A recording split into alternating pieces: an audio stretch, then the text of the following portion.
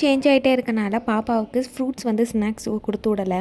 உருளைக்கிழங்க பீட்ரூட்டையும் வச்சு ஒரு கட்லெட் தான் பண்ணி கொடுத்துருந்தேன். எப்படி பண்ணுறதுன்னு பார்த்துடலாம். உருளைக்கிழங்க வேக வச்சுட்டு எடுத்துட்டேன். ஒரு பீட்ரூட்டை துருவி இந்த மாதிரி சேர்த்துட்டேன்.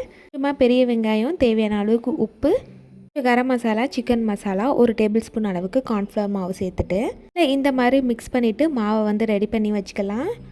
5 நிமிஷத்துக்கு அப்படியே ரெஸ்ட் விட்டுட்டு அதுக்கப்புறமா குட்டியாக ஒரு பேன் வச்சு ஸ்டவ் ஆன் பண்ணி சூடாகட்டும்.